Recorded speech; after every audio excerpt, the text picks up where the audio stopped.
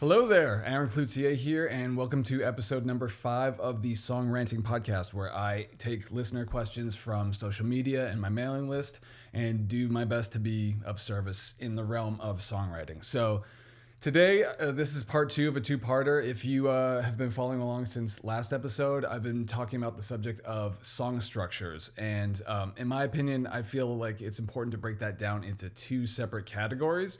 So episode 4, I was talking about the actual song sections themselves. So, what makes a verse, what makes a chorus, what makes a pre-chorus, etc., etc. So today I'm going to be talking about the actual song forms themselves. So the way to arrange all of these different song sections. So super stoked to be talking about this because I obsess about song structure all the time. I'm looking for new ways to, kind of tweak the recipe and kind of toe that line between familiarity and offering some kind of surprise, some kind of sense of variety within the structures. So super excited to talk about this. So in this episode, I'm going to walk through 3 very common types of song forms that have been used throughout history. There's plenty more to draw from, but just for the sake of time, I'm going to focus on 3 and just break those down and incorporate some song examples as well. I would love to be able to show some of these examples as far as like bringing the actual music in, but I'll probably get flagged by YouTube. So what I did is I put together a free guide that is going to really analyze each of the songs that I talk about today. So you can see like how many times the verse repeats and how many times the chorus repeats and how things are actually put together. So this will also be included with the free PDF that I put together where it walks you through going from no idea to completely finished idea in a series of pretty simple steps. You should be able to get a musical idea going within 10, 15 minutes, give or take. And it's all going to be in the link in the description. So anyway, with all that said, let's get into it. Okay, so the first one I want to talk about today is known as the AAA song form, so AAA. This is also known as repeating verse. And basically, it's designed to make the lyrics the focal point of the whole song. So the lyrics are going to change throughout the entire song, while the music itself is going to stay exactly the same. And oftentimes during the verses, there's going to be a line that repeats to kind of tie everything together. So that's kind of the main hook of everything. So an interesting example of the AAA song form would be Free Fallin' from Tom Petty. So what's cool about this is that it uses this repeating verse format, but it includes this little refrain to give the illusion of a chorus. Harmonically speaking, the chords do not change throughout the entire song. And I'll get into that in a second, but I want to talk about the lyrics briefly too, because it touches on that classic, AAA form with the repeating lyric at the end of each verse. So specifically, the first and second verses where I believe the first one says, I'm a bad boy for breaking her heart, right? And then verse 2, I believe, is, all the good girls are at home with broken hearts. So it's not exactly the same line, but it's very similar and it serves as a hook, right? Kind of like a quick little baked in hook that you can make this repeating verse sound more interesting.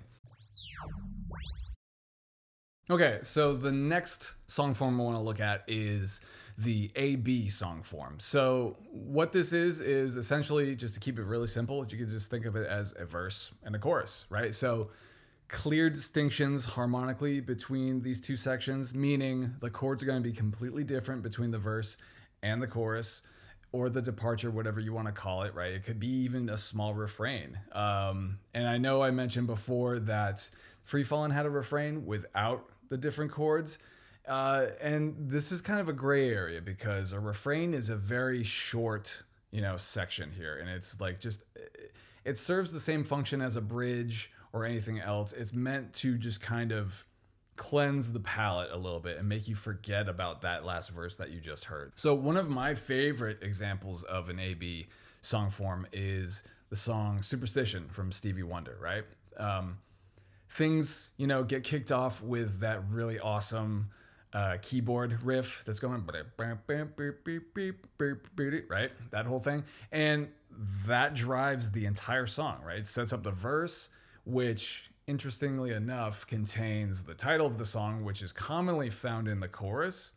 And in this case, the chorus isn't even a chorus. The chorus is more of a refrain. It's very short, right? It's the section where it's like, if you believe in things that you don't understand and you suffer superstition, blah, blah, that whole section, right? That's more of a refrain than it is a chorus.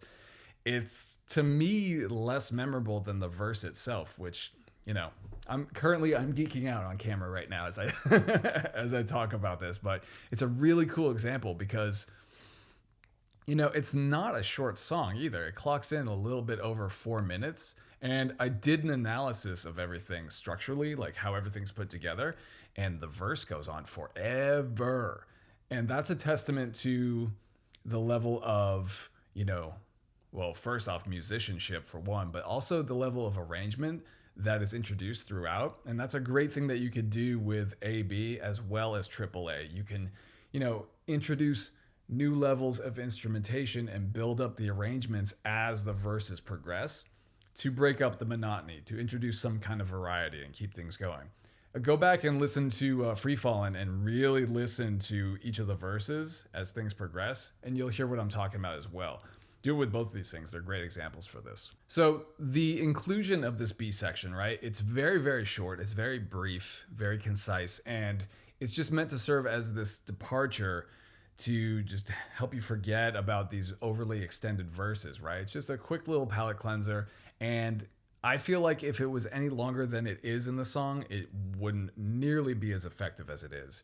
Just, a great example of some awesome songwriting. All right, so the last one I want to talk about today is the ABC song form. And this is arguably the most popular, the most widely used song structure, especially like in genres ranging from pop to, rock to metal to country, etc., right? And for good reason, right? It's got a lot of variety built in. It's very customizable. You can add things, you can take things away, and it's just kind of a great go-to if you want to think of it like that. So an example of a song that uses this that comes to mind, there's so many, so it was hard for me to choose one, but I decided to just randomly pick Monkey Wrench from the Foo Fighters. Is it the Foo Fighters or is it just Foo Fighters? I think it's just Foo Fighters. Anyway, so what's cool about this is it takes that ABC song structure, so A being the verse, B being the chorus, and then C being the bridge, right? But it also incorporates a pre-chorus, and also an intro that is actually one of the biggest hooks of the entire song. So if you're familiar with the song, you'll know it kicks off with that great riff right in the beginning. That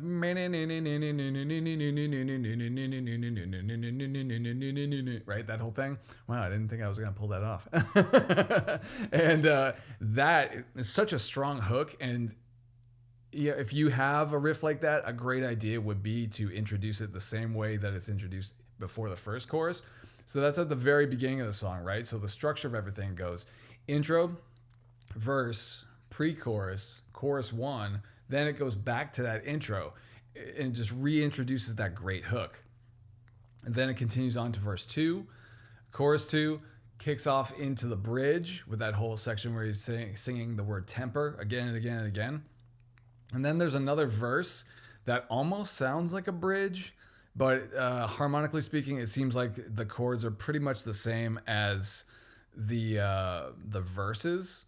It's that really ranty part where it just sounds like a build-up, like keeps building and building and building.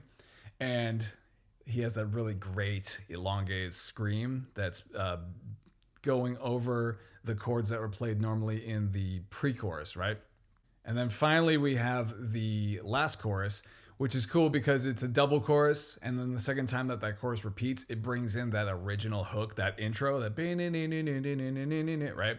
So there are many examples that use this form, but Monkey Wrench is just, a great example of a really, really well-crafted song. The hooks are all strategically in place, right? And they probably weren't thinking strategically about it. I would assume that they were just kind of playing by feel and just using their instincts to structure everything. Like they probably came up with that riff and be like, oh yeah, I really like that. I want that to be reintroduced throughout the song. And I would wager that the song grew organically as a result. I don't know what prompted it. I don't know what started it. It could have started from anything, but I'm willing to bet they didn't like follow a textbook and say like, let's do this, let's do this, let's do this. Although there's something to be said for doing that, right? That can be a great catalyst for just getting into the mindset of writing.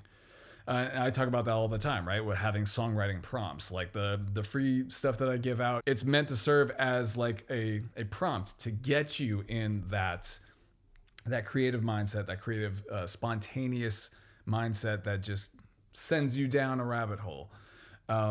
But either way, there's more than one way to go about it. But my point with all of that is, if you have like a bunch of riffs that are just lying around, maybe something to consider would be like, well, is this an intro? Is this a verse riff? Is this a chorus riff? Is this a pre-chorus? Decide on what it's going to be, right? And then organize it. I would make literal folders and just like put whatever your phone recording is of whatever the riff is. Like, man, that sounds kind of like a verse to me. So put it in the verse riff folder and just organize things that way. It can make the whole process so much easier. So, hey, there's my rant. I knew it was there somewhere. So that does it for episode number 5. I hope this has been helpful. I love talking about song structure. I geek out about it because I'm always trying to look for new ways, like I said, to just kind of tweak the recipe and add a new spin on things and just, again, incorporating enough variety, but also incorporating enough familiarity. That's kind of what good songwriting is in a nutshell. It's just balancing, what's familiar and what's not. So hope this helps. And if you want to go a little bit more in depth on this topic, since I couldn't really bring in the song examples to actually listen to, I did a little deep dive analysis of a few song examples centered around these song forms and just broke down the exact structure in how many times a verse repeats, how many bars, that sort of stuff. And I put it all into a PDF and I'm including it along with my multi-step checklist on how to write better songs. So if you are interested, you can find that in the link in the description if you are watching on YouTube. And if you are listening on Apple Podcasts, you can go to fastermusiccreation.mykajabi.com/structure to grab all the free stuff. So thanks again for watching. And again, this show exists based on your questions, right? So if you have anything that you want me to cover in a future podcast episode, definitely drop a comment or leave a review in Apple Podcasts. Leave a review. Let me know what you want me to cover next, and I will see what I can do. Thanks again.